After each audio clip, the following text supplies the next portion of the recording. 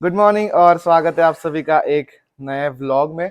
और एक छोटा सा अपडेट देना था। जैसे कि आपने देखा ही होगा स्टार्ट में कि मेरा वेट 85.6 दिखा रहा था कुछ, बट वो जो वेट है एक्चुअल में वो मेरे फ़ोन की वजह से ऐड ऑन होने की वजह से वो वेट थोड़ा ज़्यादा लग रहा था। बट ऑनेस्टली स्पीकिंग मेरा अभी वेट है 83.2 kgs एंड मेरा गोल था to drop my weight to 80 या फिर 79 at end of this cut. But मेरा वेट कांस्टेंट है। तो डज दैट मीन कि मेरा फैट लॉस या फिर मेरा प्रोग्रेस कुछ हुआ ही नहीं? नो, बिल्कुल भी नहीं। ऐसा बिल्कुल भी नहीं होता है।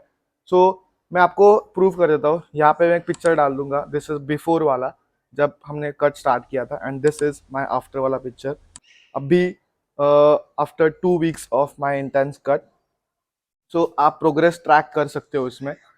सो जब भी मैं मेरे क्लाइंट्स को बताता हूँ या फिर यूजुअली मैं लोगों को बताता हूँ, जो आप प्रोग्रेस ट्रैक करने का जो पैरामीटर है, change it from just weighing scale to firstly taking pictures of yourself. So उससे क्या होता है, अगर आप आपके पिक्चर्स ले रहे हो तो आपको समझ में आएगा कि आपका जो प्रोग्रेस है वो आप उसमें एकदम एग्जैक्टली ट्रैक कर सकते हो। बिकॉज आपको पता चल जाता है कि आपकी बॉडी प्रोग्रेस कर रही है या नहीं कर रही है। अगर आप बस वेइंग स्केल के ऊपर डिपेंड रहना चाहते हो तो आई एम सॉरी, कभी कभी ऐसा हो सकता है कि आप रात में कुछ ज़्यादा खा लेते हो या फिर आपको ब्लोटिंग हो जाती है, सोडियम इनटेक ऊपर नीचे हो जाता है रात को, तो आपका वेट सुबह डिफरेंस शो करेगा। एंड आई एम अज्यूमिंग कि आप एम्प्टी स्टमक ही वे करते हो खुद को, ना कि शूज पहने हुए या फिर ऐसे कुछ जिम में जाके या फिर ऐसे कुछ। The best way to weigh yourself is after you go to washroom without drinking water. सीधा उठने के बाद वॉशरूम जाने के बाद you weigh yourself, that's the exact weight. But वही मैं आपको बोला कि फ्लक्चुएशन बहुत चीज़ों की वजह से हो सकती है और मुझे मेरे बॉडी में चेंजेस बहुत ज़्यादा दिख रहे हैं। मेरे एब्स विजिबल होने लगे हैं ऑलमोस्ट। अगर आप देखेंगे अभी भी तो आपको अभी भी विजिबल एब्स ऑलमोस्ट दिख रहे हैं। तो और 2 वीक्स में कंटिन्यू करने वाला हूँ। So exactly I will tell 10 days का ये कट चलने वाला है। और and this time I'm dropping my calories to 1600. We started off with 1800, but it makes sense कि मेरा वेट जो था वो we can say we were on maintenance. तो कभी कभी थोड़े से कैलकुलेशन में गलतियां हो सकती है, बट एग्जैक्टली मैं एकदम रोल एकदम परफेक्ट डाइट नहीं कर रहा था, थोड़े थोड़े ऊपर नीचे चीज़ें हो रही थी। तो ऐसा मैं नहीं बोलूँगा कि एग्जैक्टली डाइट फॉलो करने की वजह से मेरा भी ऐसा हुआ है, but I will always say कि आप वेइंग स्केल पे बस डिपेंड मत रहना। That's what I wanted to tell you all guys. और अभी ऐसा हो गया है कि 1600 कैलोरीज ऑलमोस्ट मैं 2 दिन से स्टार्ट कर चुका हूँ। एंड अगर आप इंस्टाग्राम पे मुझे फॉलो नहीं करते तो आप इंस्टाग्राम पे फॉलो कर सकते हो, सो दैट आपको ये जो अपडेट्स है ये थोड़े जल्दी मिल जाते हैं इन। और आई एम ट्राइंग कि मैं जितना भी व्लॉग कर पाऊँ आपको बता पाऊँ। I am trying my best. So अभी के लिए I am breaking my fast with these protein pancakes.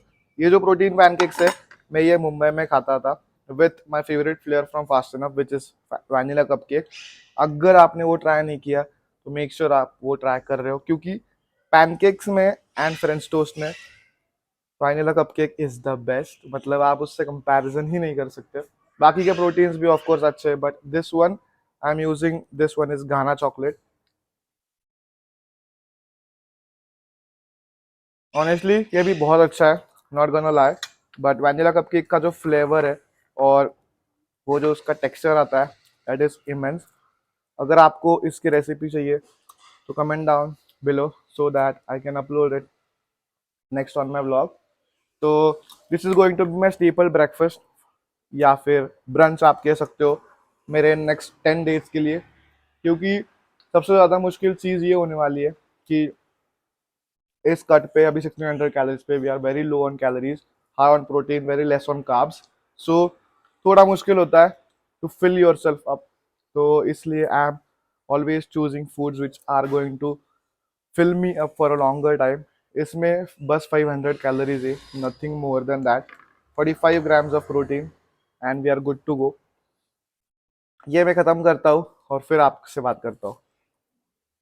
और अगर देखा जाए तो गर्मी में ट्रेन करने का बिल्कुल भी मन नहीं होता है, क्योंकि बहुत ज़्यादा हीट होती है बाहर और जिम्स में भी एसी नहीं लगाते यूजुअली। बट क्या कर सकते हैं। और मैं जिस टाइम पे ड्रीम करता हूँ यूजुअली इन द आफ्टरनून, तभी एसी नहीं लगाते एंड शाम को बहुत ज़्यादा ही भीड़ हो जाती है, इसलिए मैं शाम को प्रेफर नहीं करता ड्रीम करना, क्योंकि अगर कोई शूट होती है या फिर शूट करना पड़ता है तो फिर मुश्किल हो जाता है और मशीन्स के लिए भी बहुत रुकना पड़ता है। But now let's leave. But speaking about the training split, अभी मैंने बहुत सारे चेंजेस किए हैं, क्योंकि we have started with our 10 days का कट, क्योंकि अभी बस 10 या 12 दिन बचे हैं कट के एंड मैं नहीं चाहता कि वो वेस्ट हो जाए, क्योंकि मुझे पता है फिर मुझे सूरत जाना पड़ेगा मेरे एकेडमी के काम की वजह से एंड देन सब ये ऐसे ही रह जाएगा। इसलिए ये जो 10 डेज होंगे ये मोस्टली मैं बहुत इंटेंस करने वाला हूँ।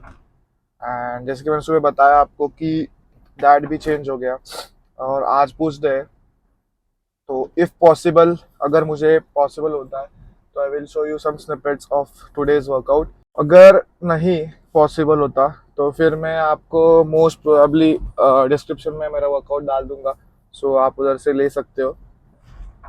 एंड मेन चेंजेस मैंने ऐसे किए, जैसे मैंने आपको लास्ट टाइम बताया था कि मैं मेरे वर्कआउट का जो फर्स्ट 2 वीक्स थे उसमें मैंने वॉल्यूम ज़्यादा रखा था एंड मेरे जो इंटेंसिटी था that was a bit low, but इस टाइम मेरी इंटेंसिटी इज़ वेरी हाई और जो वॉल्यूम है वो थोड़ा सा कम कर दिया है as compared to last time, क्योंकि रिकवरी में प्रॉब्लम होने वाला है दिस टाइम, क्योंकि कैलोरीज भी लो है and we are high on protein this time, but still I feel कि मुझे थोड़ा ज़्यादा टेंडन्स और जॉइंट्स पे ज़्यादा लोड नहीं डालना है इस वक्त, इसलिए we are going to take it a bit easy, but intensity is going to be harsh.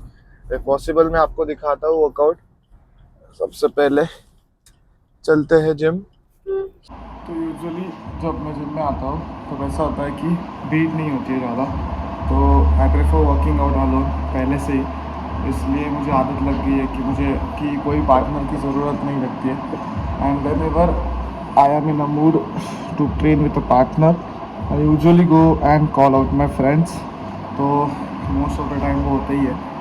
So today we are starting off with incline dumbbell press, और जो भी वर्कआउट होगा वो आपको मैं मोस्ट प्रोबेबली दिखाऊंगा, अगर नहीं तो एज आई सेड अर्लियर मैं आपको डिस्क्रिप्शन बॉक्स में डाल दूंगा नीचे। सो मोस्टली 3 एक्सरसाइजेस होंगे, 3 या 4 मैक्स। फोर्थ एक्सरसाइज जो होगी which will comprehend most of the thing to triceps. तो इस बार का जो रूटीन बनाया है this is going to be chest tricep, back bicep, traps and legs and shoulder, क्योंकि मैं नोटिस कर रहा था कि शोल्डर्स थोड़े से निगलेक्ट हो रहे थे मेरे, and that's the most important और the most strongest part of my body honestly. तो इसलिए मैं शोल्डर्स को बाद में ट्रेन करता हूँ आफ्टर लेग्स। तो लेट्स गो, अभी ज़्यादा भीड़ नहीं है, पहले वार्म अप करते हैं जल्दी से। We will start with our working sets. पहले वार्म अप सेट्स करूँगा थोड़े से। Let's see, last time I pushed 40 kgs for 7 या 8 reps. This time we will go for higher not load but reps ज़्यादा मारने की कोशिश करें, बिकॉज लास्ट टाइम मैं जब 40 लिया था तब दैट वाज इम्प्रॉम्प्टू प्लान और मैंने 40 से 2 या 3 सेट किए थे फॉर 8 reps। तो I will try to get 9 reps first for the first set, first working set, and then अगर वो अच्छा रहता है तो will hop down to 45। I have seen people, उनको ऐसा लगता है कि समर्स है तो अगर हम वार्म अप नहीं करते ज़्यादा तो भी it's fine and good, but ऐसा नहीं होता है। एक वीडियो में मैंने बोला था कि विंटर्स में you need to warm up थोड़ा सा ज़्यादा, एंड विंटर्स में वार्म अप थोड़ा ज़्यादा करना इज़ इम्पॉर्टेंट, बट ऐसा नहीं है कि समर्स में you can take it easy, क्योंकि लोगों को ऐसा लगता है कि sweating is the most important factor, but it's not. ऐसा नहीं है कि अगर आप ज़्यादा स्वेट करते हो तो you tend to burn more calories, या फिर ऐसा भी नहीं होता है कि अगर आप स्वेट कर रहे हो while warming yourself up तो ऐसा नहीं होगा कि your joints are actually getting warmed up. So make sure कि आप समर्स या विंटर्स कोई भी सीज़न हो you don't neglect your warm up. So अगर आपको इंजरीज ज़्यादा से ज़्यादा प्रिवेंट करनी है, but as you know supplements उसका काम कर लेते हैं और good diet takes care of it, so make sure you do it. 2 hours later. I can surely say one of the shittiest workout I have ever had, not in my life but on this cut for sure. जब मैं अंदर गया था तब the energy was next level और मेरा mood भी बहुत अच्छा था। बट जैसे ही हमने वर्कआउट स्टार्ट किया, आई डोंट नो क्या हुआ अचानक से। और as I told you, plan ऐसा था कि मैं फर्स्ट सेट 40 से लेने वाला था एंड देन देखने वाला था कि इट गोज फॉर 9 और नॉट। सो मैंने दो सक्सेसफुल सेट्स वार्म सेट्स तो ले लिए, बट उसके बाद ऐसा हुआ कि 40 जब मैंने हाथ में लिया तब I was it was very tiring. मुझे ऐसा लग रहा था कि नहीं जाएगा, so I did it for two sets of 6-7 reps and then मैंने छोड़ दिया।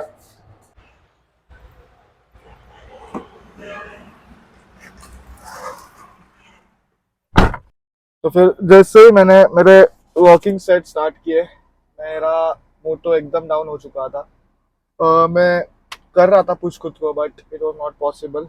मैंने बहुत ट्राई किया, तो मैंने फर्स्ट सेट 40 से 8 reps के लिए लिया। मेरा गोल था to go for 9 reps, but इतना स्ट्रेंथ नहीं था मुझ में कि मैं पुश कर पाऊँ और ज़्यादा। और मुझे बाकी के सेट्स और जो एक्सरसाइजेस थे वो भी कंप्लीट करने थे। तो मैंने सोचा कि let's leave this ego side में and let's complete the volume. So मैंने 35 से फिर रिमेनिंग सेट्स कंप्लीट किए and then I jumped off to decline press. वो भी अच्छे से गया एंड आई कैसे तो कंप्लीटेड माई वर्कआउट। तो जस्ट अ डिप कि अगर आपको कभी लो लग रहा होगा तो don't push your limits too high. अगर आप बहुत ज़्यादा ही अपने लिमिट्स को पुश कर देते हो तो रिकवरी थोड़ी हिंडर हो जाती है next day and chances are कि आप बीमार भी पड़ जाओ। सिस्टम को इतना ज़्यादा लोड अचानक से एकदम डाइजेस्ट नहीं हुआ तो फिर you can get sick next day and मुझे वो नहीं चाहिए अभी, क्योंकि जस्ट 10 दिन बचे हैं मेरे कट के। So I just completed my workout कैसे तो। सबसे बड़ी स्टेप तो यही थी कि मैं जिम आना, क्योंकि बिल्कुल भी मूड नहीं था जैसे मैंने बोला आपको। तो कैसे तो मैंने पुश किया and I just try to step into the gym. अभी मेरा मूड बहुत अच्छा नहीं है क्योंकि मैं वर्कआउट कैसे तो कंप्लीट किया हो बस, बट जैसे मुझे चाहिए था वैसे नहीं हुआ, इंटेंसिटी मैच नहीं हो पाई। But never mind, next time करेंगे। कभी कभी होता है बैड डेज, तो नेवर माइंड। अभी I am going to meet Adiraj and Jadhav, उनको मिलके थोड़ा सा चिल करेंगे साथ में, तो मे बी थोड़ा मूड फ्लश आउट हो जाए, एकदम थोड़ा सा अच्छा हो जाए एंड देन मिलता हूँ आपको सीधा घर पे।